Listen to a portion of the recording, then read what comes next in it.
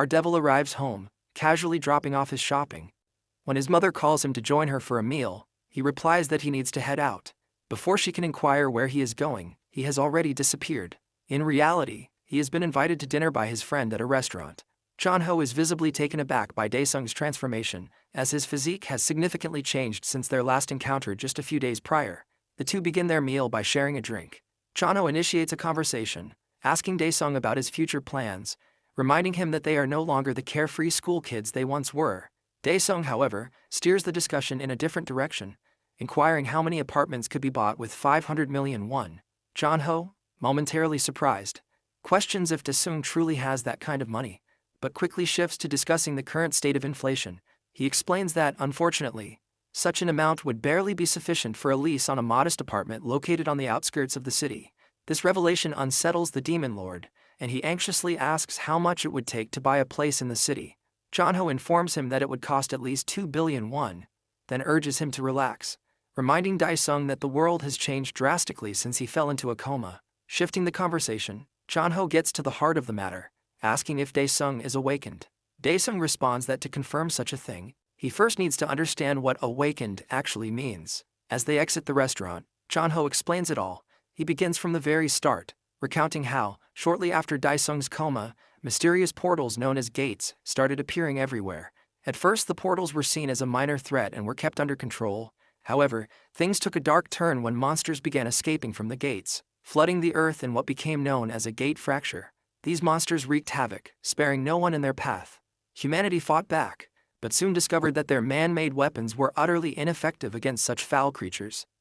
Daesung, unable to contain his curiosity, interrupts, asking if not even guns or cannons could harm them. Chonho confirms that it's safe to say normal weapons did nothing.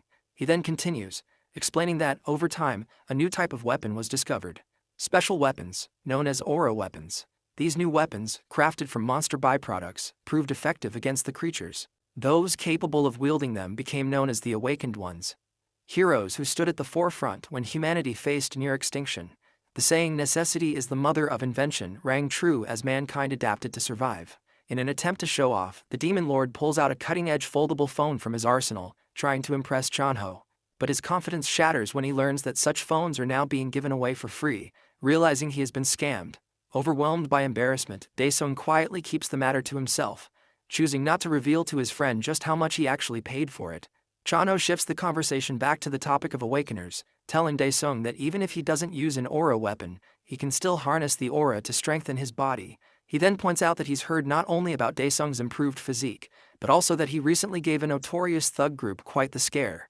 Daesung, with a hint of bluff, asks Chonho if he would still offer him money and have the same attitude toward him if he weren't an awakener, subtly revealing his intentions to exploit their friendship. Chonho's temper flares, but before their argument can escalate, a gate fracture suddenly occurs above them, and monsters begin pouring out into their midst. As the monsters strike their wooden weapons against the ground, the earth trembles violently, resembling an earthquake. The sheer force sends waves of fear through the nearby citizens, causing them to tremble in terror. The monsters unleash menacing growls, sending humans into a panic as they flee for their lives. Daesung, however, doesn't recognize these creatures, finding them distinctly different from the ones he had encountered in hell. Wasting no time, Daesung slams his foot into the ground, breaking off a chunk of the road and hurling it toward the approaching monsters. But before the debris can strike, a shimmering shield materializes, blocking the attack. Chonho quickly reminds Daesung that such weapons are ineffective against these creatures. As one of the monsters closes in on them, Chonho shuts his eyes, convinced they're finished. But the sound of splattering blood forces him to open them again, only to find the monster beheaded. With Daesung standing tall, he had proven, through sheer force, that bare-handed attacks could take these creatures down. Chonho can hardly believe his eyes, but as he watches Daesung effortlessly take down an entire group of monsters, he starts to wonder if his friend has awakened to B-class. However, he quickly realizes that now is not the time for such thoughts. He shifts his focus to the safety of the citizens around them. As panic grips the crowd, he raises his voice, urging the terrified people to follow him, assuring them that he knows the way to safety through the sewer system. Just as the people begin to react, they find themselves encircled by the monsters. A little girl, gripped by fear, starts to cry, and just as she seems about to be attacked, Chonho leaps into action, saving her life at the last moment. Seizing the opportunity, Daesung steps in to dispatch the monster. With a smirk, He mocks Chanho for getting in his way and urges him to find a place to hide, reminding him that he is still exposed in the open. Taking charge, Chanho swiftly leads the effort to help the public evacuate to safety. Meanwhile, a young vlogger seizes the moment, starting a live stream of Daesung as he fights the monsters single-handedly. The public watches, captivated by the live stream, cheering for Daesung's bravery. Suddenly the vlogger yells out, telling Daesung to look behind him. However, it's too late. The demon lord gets slammed against a car by one of the monsters, the impact reverberating through the chaos. The vlogger, smirking and laughing, is only focused on his content and views, knowing that a hero getting slammed makes for compelling footage that will surely attract attention. Meanwhile, the crowd manages to escape into the sewers.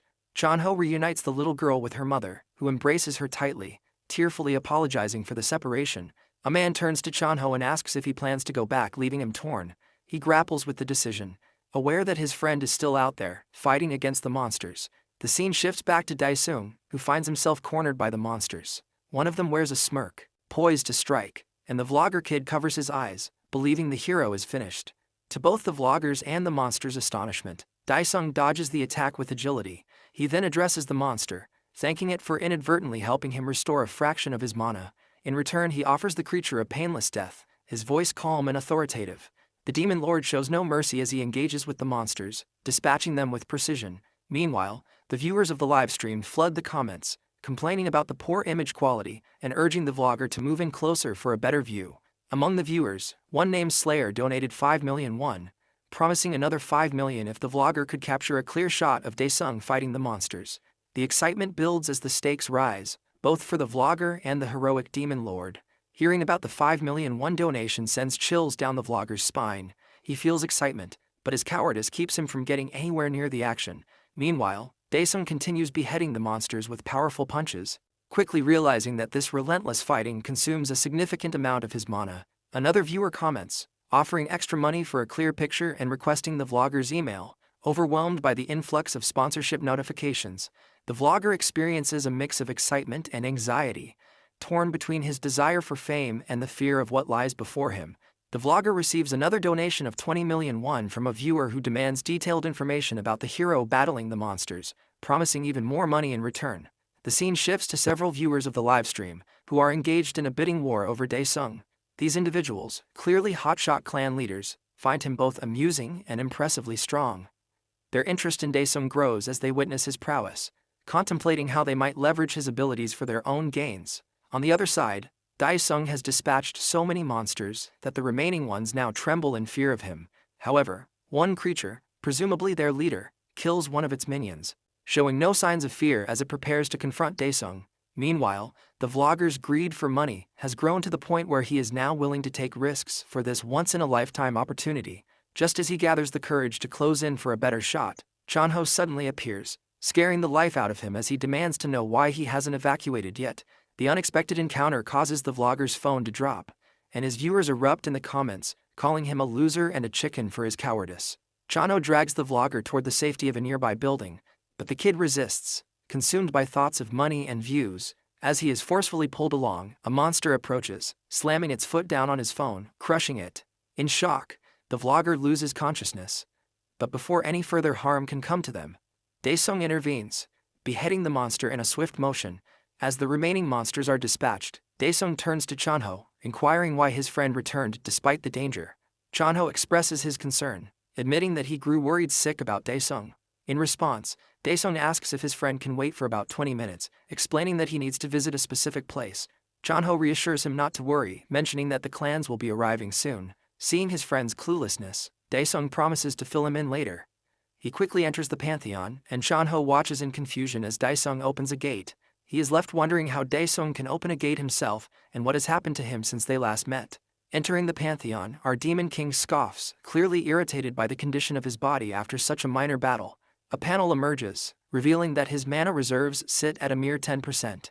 Unhappy with his pitiful mana levels, he searches for a way to rapidly restore them. He soon learns that to regain his strength, he must relive the experiences recorded in his journal, with rewards mirroring the trials he overcomes. A wave of déjà vu washes over him as memories of the journal that kept him sane during his time in hell resurface.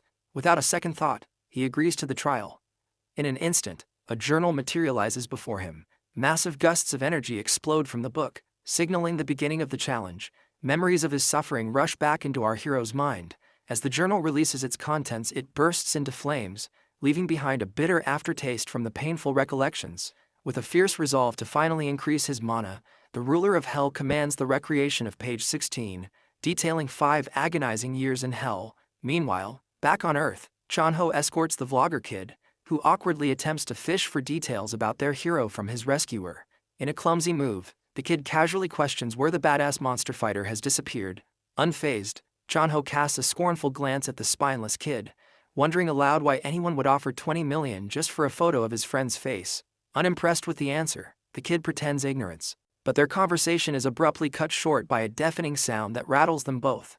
Chanho calmly instructs the kid to follow him in silence toward the gathering evacuees. Feeling his phone vibrate, Chanho reads a message from his leader, informing him that due to it being the weekend, reinforcements will be delayed, urging him to escape as quickly as possible. Distressed by the news, Chanho can only hope his demon-hunting best friend returns soon, before it's too late. Meanwhile, in another dimension, our hero finds himself reliving his time in the forest of predators. Gentle winds brush past him, yet he grows uneasy with the eerie silence surrounding him. A panel appears announcing his task: subjugate 10 white colossi, the divine beings of the forest. Clueless, the innocent demon king wonders where his foes could be. Oblivious to the massive shadow looming overhead, the robot locks onto its target, its eyes glowing with a menacing crimson hue before unleashing a dazzling energy beam. Sensing the danger just in time, our hero narrowly evades the attack, barely avoiding being incinerated. Through the blinding fog, our demon king spots the white colossus Righteous, a machine with a face only a mother could love, if it even had one. As he sizes up this so-called divine creation, its hand suddenly hurtles toward him, cutting through the air like a drill. Unimpressed, he responds with a counterattack, his fist slamming into the automaton's tough metallic face. Absorbing the impact of our demon king's destructive blow, the colossal robot stumbles back. In a final desperate move, its fingers extend like sharp blades, encircling him, but he dodges the projectiles with ease and lands a powerful punch directly on its abdomen. The sheer force of the strike tears the divine machine apart from top to bottom, leaving nothing but scraps and smoke in his path. As he pauses, waiting for the next challenger, his eyes are drawn to a strange red core lying amidst the debris. Meanwhile, back on Earth, Chanho and the vlogger kid arrive at the rooftop, only to be met with the gory sight of slaughtered bodies scattered all around them. Mortified, Chanho notices a gravely injured man still clinging to life. He and the vlogger kid rush over to check on him. With trembling lips, the nearly dead man tries to warn Chanho about the threat behind him. Confused, Chanho turns and finds himself face to face with a giant goblin monster wielding a massive wooden club just a few feet away. Concerned about the injured guy, the vlogger kid suggests they move him, but Chanho dismisses the idea, stating the man's time is long gone. He warns the kid from making any wrong moves, so the cowardly boy turns to look at the threat he should be so wary of, instantly scaring the crap out of him. Seeing the frozen kid, Chanho tells him to wake up if he isn't intent on dying. With a deafening roar, the giant monster leaps into the air, ready to crush them. But for now, let's revisit the Pantheon, where the ruler of hell is analyzing the giant red ball. It appears that the divine machines can rebuild themselves, becoming stronger and more adapted against their opponents. Numerous panels appear to elaborate on the irritating feature in detail. Quickly catching on, our hero dashes and punches the core. But almost like jelly, his attack is easily repelled. At 3% restoration, he lands atop the core, visibly irritated. With a powerful rage-fueled punch, he manages to produce only a few sparks of red lightning. Despite the monarch of hell's relentless blows, the core's recovery continues smoothly, undeterred. However, as the restoration nears 70%, error alarms begin to blare. Just as our guy prepares to deliver a final decisive blow, a laser beam whizzes past, barely missing him. He turns, realizing that he's been surrounded by other robots the entire time. The Colossi, in a well-coordinated assault, fires from all directions. Dodging the barrage with ninja-like agility, he becomes aware of the dire situation he's in.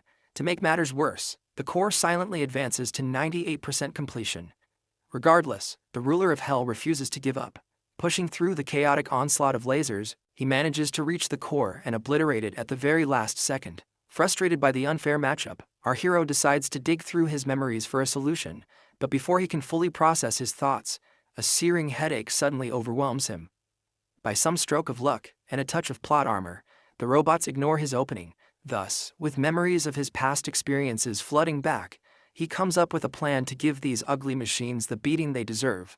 Meanwhile, back on Earth, Chon-ho and the vlogger kid make a desperate run for it with the monstrous creature looming overhead. The two split up strategically, leaving the oversized brute confused about which one to pursue. Their plan is to loop back and re-enter the building where the oversized uglier cousin of the Hulk can't follow. Despite the monster's massive arm reaching in an attempt to grab them, they manage to slip through, giving them a brief moment to catch their breath. When the creature eventually gives up, Chon-ho seizes the opportunity to make a break for it while he still can. On the other hand, our hero is busy leaping and darting between the divine machines in the other dimension, barely avoiding their relentless laser beams. His objective is to cause as much commotion as possible, drawing the attention of every nearby automaton. Once he's seemingly accomplished his goal, he runs far away from the swarm of heavenly beings, landing in an empty area of the forest. He finally stops, allowing the enemies to lock on and charge their laser attacks, but suddenly, one of the colossal robots falls to its knees. Ignoring their ally, the others prepare for their attack, but our demon lord sits cozy and flips a bird to the brain-dead machines. One by one, the lined-up group of machines topples as the swamp whale reveals the reason behind the forest's name. A giant jaw emerges from the ground and devours the divine machines lined up one by one. Reliving his horrible memories, our boy casually watches from afar as the behemoth of a whale completes the challenge for him. With all 10 heavenly beings defeated, a congratulatory panel appears. In return, he receives his new rewards: enhanced physical abilities with boosted mana reserves and the Dagger of Judgment. As the weapon materializes before him, he inspects its special ability. The system elaborates that the dagger works like a remote-controlled airplane in a 100-meter radius. Now that's a cool birthday present. After testing out his cool new weapon, the ruler of Hell decides to return to Earth. The scene shifts to a news broadcast from when the gate first opened. The anchor solemnly reports on the tragic fracture that has claimed many lives. He consults a pale professor, who looks like the uncle who brings politics to birthday parties, for a solution. The man points fingers at the Awakeners Association, claiming they are to blame for the disaster. He remarks that they take too many vacations and just put off problems when there's a shortage of hunters. He stresses that fractures do not care if the hunters are chilling in Hawaii or on duty, so they should be held liable. We then see a guy with a man bun watching the news on his phone, annoyed at the professor. Frustrated, he comments that the association hunters are paid peanuts compared to the clans.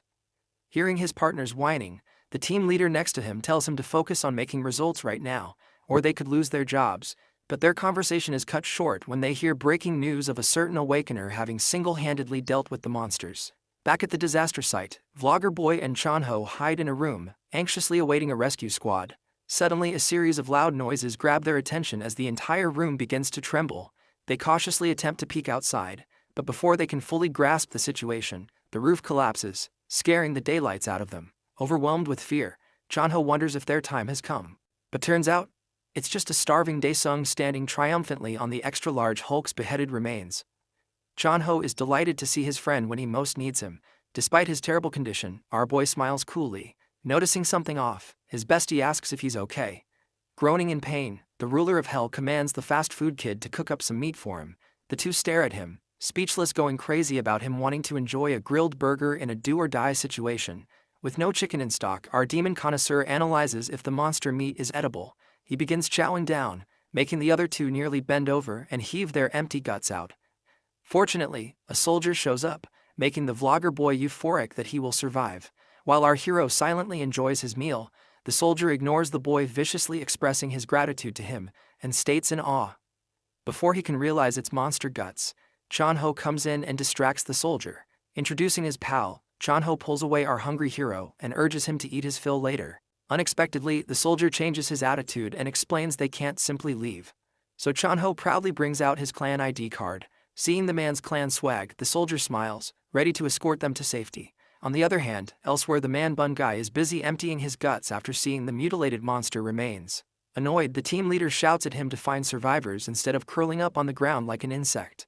Man bun dude immediately talks a soldier into entering the restricted area, since he's an association hunter. Meanwhile, the graceful team leader ponders over what kind of monstrous guy can tear up corpses like this. The scene shifts to the boys in Chon-ho's car. Our hero's best friend suggests that they sleep at his apartment, but being a family man, our boy stresses he needs to see his family. The best friend reminds him that his family would be terrified if he visited them in his current state. Taking a short look at himself, the ruler of Hell decides to settle on a call with his mother, and the two leave to enjoy some freshly fried chicken. after cleaning up, of course. They finally reach Chanho's apartment, and my guy is impressed by its extravagance. After he cleans up, the two sit at the table with multiple expensive dishes lined up. Curious, our protagonist recalls his friend telling him about the insane money hunters make, Chanho affirms. But he also adds that hunters are scammers considering how much they're paid.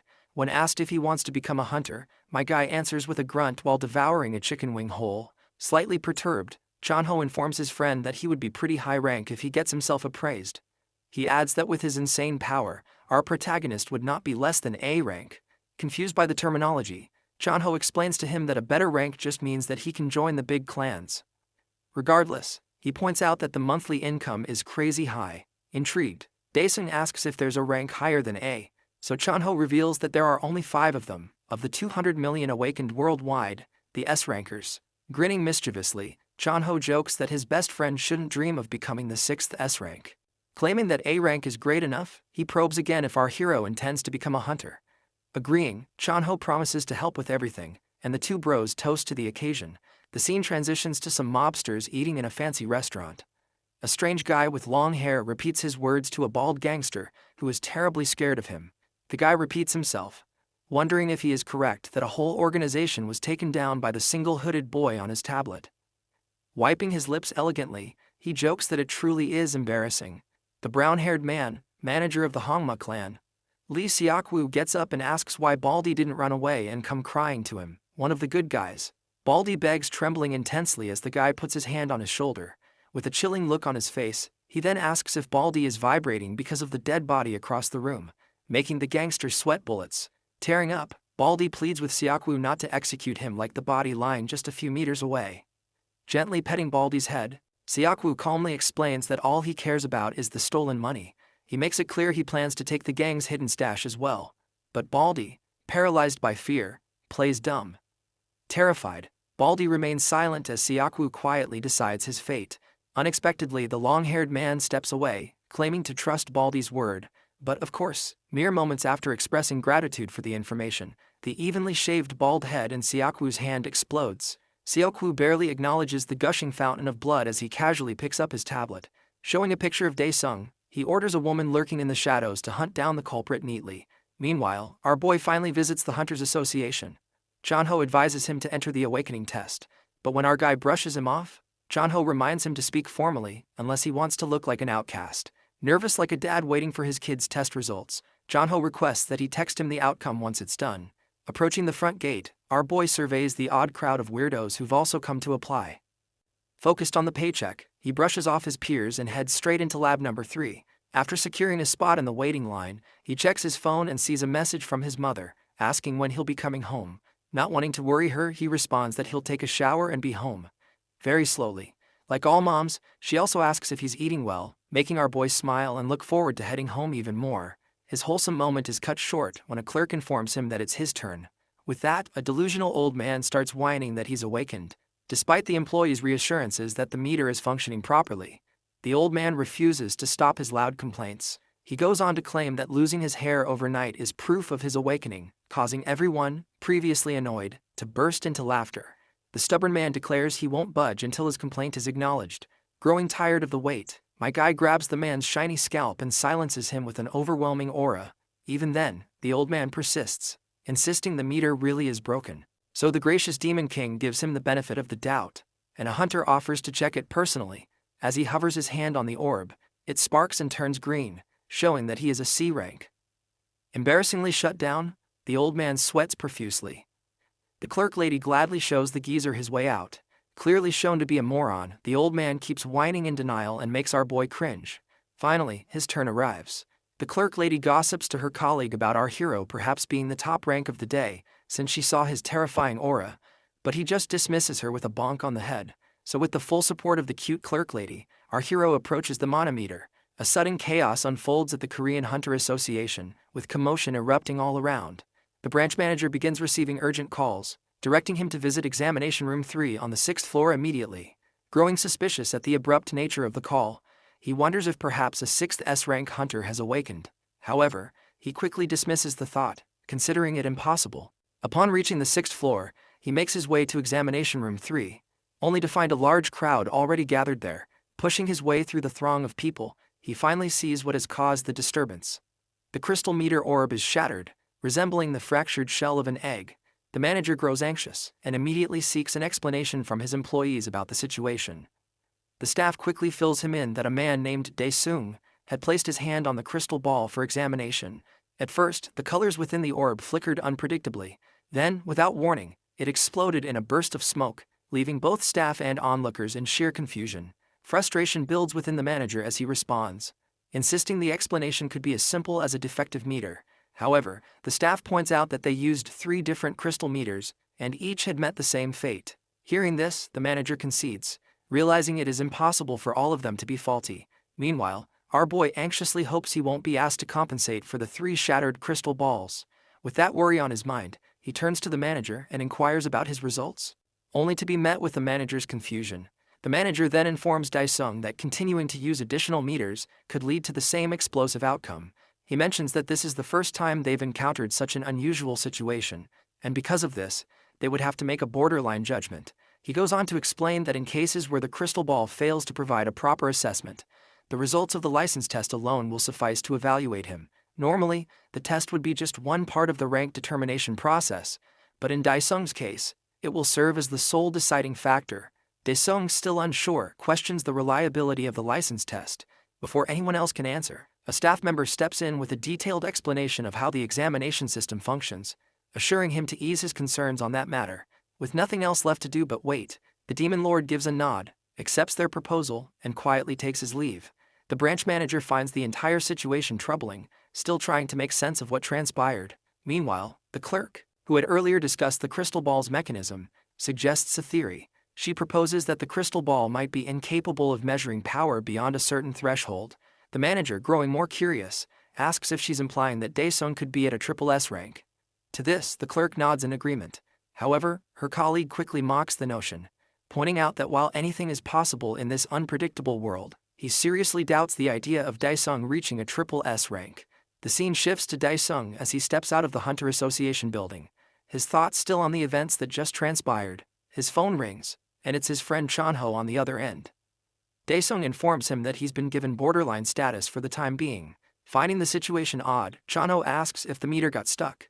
Dae-sung, with a hint of amusement, explains that it actually broke for some reason. Knowing Dae-sung's tendency for chaos, Chanho jokes about whether he's been messing around, but quickly dismisses the idea, figuring it shouldn't have been possible. Dae-sung assures Chanho that he followed the instructions carefully, placing his hand on the meter, just as he was told. At this, Chanho retorts, mentioning that he had a gut feeling something strange would happen from the start. Dae-sung promises to share more details about the exam later, and with that, the call ends. Moments after hanging up, however, the Demon Lord's sharp horned senses kick in. He immediately detects the presence of a sniper positioned far away, finger already resting on the trigger, aiming straight at him. The sniper lady mumbles about Dae-sung, noting that he does not appear strong at all. She feels confident that he will be finished with just one bullet, despite his supposed strength. However, just before she can pull the trigger, she notices something amiss and becomes taken aback upon realizing she has been discovered. It feels impossible to her, as no hunter has ever managed to spot her before. Dae-sung points to his head, his face reflecting anger, and urges her to take a look. The sniper experiences fear, for not only has she been noticed, but Dae-sung's voice now reaches her from this distance. She trembles in fear but quickly gathers herself to pull the trigger.